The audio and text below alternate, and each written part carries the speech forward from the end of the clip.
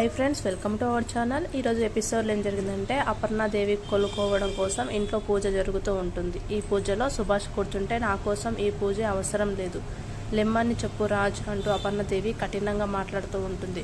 ఇక పూజకు వచ్చిన కనకం కుటుంబం, అనామిక కుటుంబం, రుద్రాన్ని అంతా కళ్ళు అప్పగించి చూస్తూ ఉంటారు. లెమ్మని చెప్పురా, నాకు ఇష్టం లేదు లెమ్మను అంటూ అపర్ణాదేవి ఆవేశపడుతుంటే, మమ్మీ నేను చెప్పేది విను మమ్మీ అంటాడు రాజ్. దాంతో రుద్రాని అందుకుంటుంది. ఏంట్రా వినేది, అసలే ఆరోగ్యం బాగలేదు, నువ్వే కదా మీ మమ్మీకి నచ్చని పని ఏది చెయ్యకూడదు అని చెప్పావు. ఇప్పుడు నువ్వే నీ మాట వినమంటే ఎలా? ఇంత ద్రోహం చేసిన తర్వాత ఏ భార్య తన భర్తను క్షమిస్తుంది చెప్పు అంటుంది రుద్రాని. నువ్వు ఆపుతావా? మధ్యలో నువ్వు ఆద్యం పోస్తావేంటి? రాజ్ తన తల్లిని రిక్వెస్ట్ చేసుకుంటున్నాడు కదా, ఈ టైంలో జరిగిపోయిన దాన్ని గుర్తు చేయాలా అంటాడు ప్రకాశం కోపంగా రుద్రానితో. అంత టైం దొరికితే చాలు నీ మీదే అరుస్తారు. నీకెందుకు మమ్మీ, నోరు మూసుకొని ఉండొచ్చు కదా అంటాడు రాహుల్. అరుస్తారు అంటావేంటి? మీ ప్రకాశం మావయ్య ఊరికే అరిచారా? మీ అమ్మకు ఎప్పుడేం మాట్లాడాలో తెలియదా అంటుంది స్వప్న తీరుకి కనకం, కృష్ణమూర్తి అప్పులు షాక్ అవుతుందా. ఇది ఇంతగా ఎప్పుడు మారిందిరా అన్నట్లు చూస్తూ ఉంటారు. నువ్వు మూసుకొని ఉండు, మధ్యలో మాట్లాడకు అంటాడు రాహుల్. నువ్వు మధ్యలో మాట్లాడకు అంటూ వేలు చూపిస్తుంది స్వప్న. వెంటనే ధాన్యలక్ష్మి, అక్క ఇది నీ ఆరోగ్యం కోసమే కదా, బావగారి చేస్తే తప్పేముంది, ఆవేశపడకుండా ఆలోచించు అంటుంది రిక్వెస్ట్గా ధాన్యలక్ష్మి. ఒకప్పుడు నువ్వు మీ బావగారితో క్షమాపణ చెప్పించుకుంటే నేను నిన్ను విమర్శించాను. ఆయన్ని అప్పుడు అంత ఎత్తులో చూశాను, కానీ ఇప్పుడు పాతాళంలో ఉన్నారు. ఆయన చేసిన పాపాలను ఎవరు కడిగేయలేరు. పాపాలు చేసిన వారు ఇలాంటి పుణ్యకార్యాలు చేసి అర్హత పోగొట్టుకుంటారు అంటుంది అపర్ణాదేవి ఆవేశంగా. వెంటనే సీతారామయ్య, చిట్టి కోడలి ఆరోగ్యం గురించి మనం ఆలోచించాలి, ఆమె ఆవేశపడితే మంచిది కాదు, వదిలేయండి, పూజ ఆపేద్దామంటాడు. బావా, ఈ పూజ ఆగడానికి వీల్లేదు, నా కోడలు ఆరోగ్యానికి సంబంధించిన పూజ జరగాల్సిందే అంటుంది ఇందిరాదేవి బాధగా.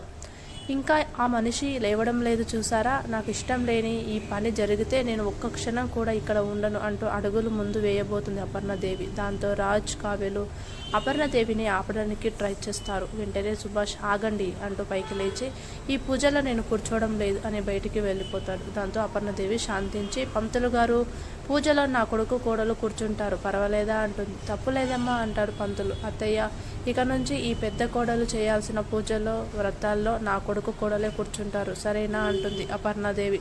అత్త ఇందిరాదేవితో, సరే అపర్ణ, నీ మనసుకు నచ్చినది ఏది ఈ ఇంట్లో జరగదు, నువ్వు దిగులు పెట్టుకోకు అంటూ సముదాయిస్తుంది ఇందిరాదేవి. దాంతో రాజు వెళ్ళి కూర్చుంటాడు. కావ్య షాక్లో ఆలోచిస్తూ ఉంటుంది. ఏయ్, నీకు బొట్టు పెట్టి చెప్పాలా, వెళ్ళి కూర్చో అంటుంది అపర్ణాదేవి. సరే అత్తయ్య అంటూ కావ్య పరుగున వెళ్ళి కూర్చుంటుంది. వెంటనే అపర్ణాదేవి, రుద్రాని ఆ దొంగ మాయ నా కోడలు నగలన్నీ ఎత్తుకుపోయిందా, వదిలేసిపోయిందా అంటుంది. వదిన, మా అమ్మకు అవన్నీ అప్పుడే ఇచ్చేశాను వదిన అంటుంది రుద్రాని. అత్తయ్య, వాటిని పాలల్లో కడిగి మీ మనవరాలికి ఇవ్వండి అత్తయ్య అంటుంది అపర్ణాదేవి. అలాగే అంటుంది ఇందిరాదేవి. ఇది రాజు, కావ్యలు పూజ పూర్తి చేస్తారు చక్కగా. స్వప్న, కనకం, అప్పు, కృష్ణమూర్తి నలుగురు చాలా సంబరపడిపోతారు. కావ్య జీవితం చక్కబడుతుందని అర్థం చేసుకుని ఇక సీన్ కట్ చేస్తే అనామిక, శైలు, సుబ్బు ముగ్గురు ఇంటి బయట గార్డెన్లో మాట్లాడుకుంటూ ఉంటారు. ఒకప్పుడు ఆ కావ్య అంటే ఆవిడ శత్రువులా చూసేది, కానీ ఇప్పుడు మాత్రం మనల్ని పక్కన పెట్టేసి ఆ కనకం ఫ్యామిలీకి ప్రాధాన్యత ఇస్తుంది అంటుంది శైలు రగిలిపోతూ కూతురుతో. ఒక్క మాటలో చెప్పాలంటే ఆ కావ్య తన అత్తగారి మనసు గెలిచేసుకుంది బేబీ.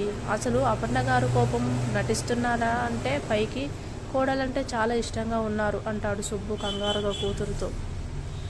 కానీ నువ్వేం చేశావు, ఇంటికి వచ్చినప్పటి నుంచి కోడలు గోల తప్ప ఏం సాధించావు అంటూ తిడుతుంది అనామికను శైలు. నన్ను ఏం చేయమంటారు, కళ్యాణ్ నా మాట వినడం లేదు,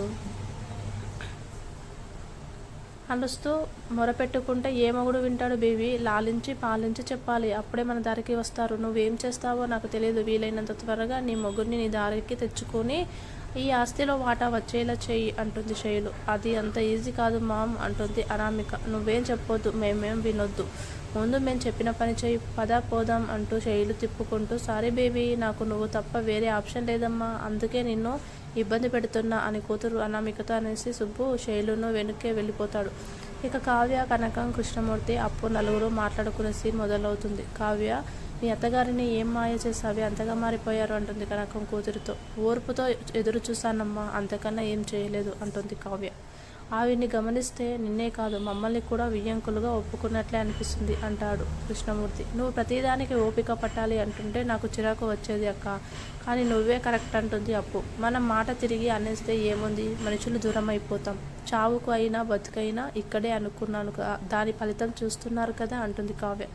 వెంటనే కనకం సంబరంగా, కావ్య నిన్ను ఈ ఇంట్లోంచి తీసుకుని పోవాలని అనుకున్నాను, కానీ అనుకున్నది సాధించావమ్మా, మాకు చాలా సంతోషంగా ఉందమ్మా అంటుంది. మాకు చెప్పలేనంత ఆనందంగా ఉందమ్మా. ఎప్పుడు గుండె భారంతో వెళ్ళేవాళ్ళం, ఇప్పుడు కడుపు నిండిపోయింది, స్వప్న కూడా మారిపోయింది, నీకు అండగా నిలబడుతుంది, ఇంతకంటే ఇంకేం కావాలి అంటాడు కృష్ణమూర్తి. నేను చేయాల్సింది ఇంకా మిగిలే ఉంది నాన్న.